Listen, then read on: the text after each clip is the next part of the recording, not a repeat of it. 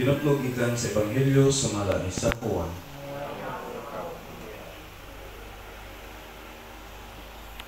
Si Jesus mingon sa iyong mga tinun-an, sa dili madugay, dili na ako ninyo hikitan. Apan tapos sa mubong panahon, makita na usab ako ninyo. Pipila sa iyong mga tinun-an, mingon sa ilang mga kauban, unsa bay kahulugan niining iyang giingon kanato? Sa dili madugay, dili na ako ninyo hikitan.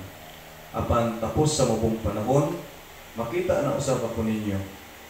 Ug siya nagingon usab, kay moadto man ako sa amahan. Unsa may kahulugan niining iyang giingon? Sa dili madugay, nangutana sila. Wala tahisabti ang iyang gisulti. Si Jesus nahibalo nga buot silang mangutana kaniya. Busa mingon siya kanila, mingon ako, sa dili madugay, dili na ako ninyo hikitan. Apan tapos sa mubong panahon, makita na usab ako ninyo. Kini ba ang inyong ipinagsultihan? Sultihan ko kamo, maghila kamo ug magminatay, apan malipay ang kalibutan.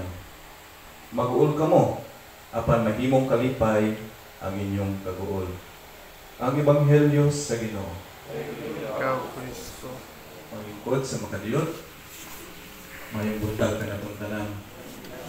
Siguro nakadungog na mong anang bitawag na ito o Trojan horse. Kadungog na ba mong anak?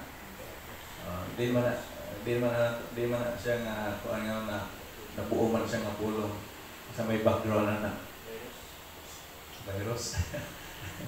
So actually, gikan na sa Greek mythology na yes, natay ka Trojan horse virus, no? But the idea is because ang story, yes, story, a Greek mythology nga sinumdumon ay usa ka lugar na ginganlan og Troy. Unya kaning mga Grego ni sulong sila ang nga lugar pero di na nila mabuntog ang Troy kay tungod sa kalikon sa ilang fortress, kalikon sa ilang pader, di ba? 14 years di nila mabuntog ang Troy. So one time ang gibuhat sa mga Grego, pinaagi sa usa ka Greek general nga si Odysseus, ningon, sige, maghimo tag nindot kaayo, dako kayo mga kabayo, matuginganan og Trojan horse, di ba? Yeah. Karang Trojan horse, mo siya halo sa sulod nga na mga pipila ka mga sundalo, ubay-ubay ng mga sundalo nagtago dito sulod sa kabayo, no? O sa wooden nga kabayo, dako kay sanan nya nangawagtang nga mga presensya sa mga Grego.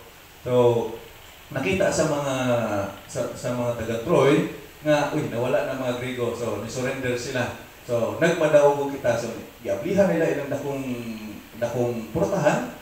Nakita nila dako kay kabayo, minsa siguro mo ilang trophy ang assign nga ni-surrender sila.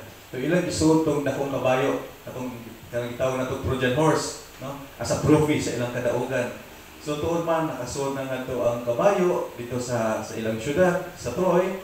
Unya, nagmaya sila, nagparty-party, nag-inom hangtod nga hubog. Diyang nanghubog sila na sa gabi, katong mga sundalo nga nasud dito sa kabayo, nihinay-hinay karon og gawas, nanaog.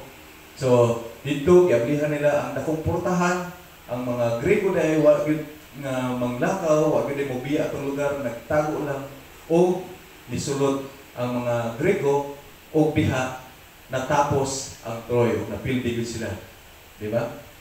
Tungod atong kabayo ato nga giisip nila nga trophy.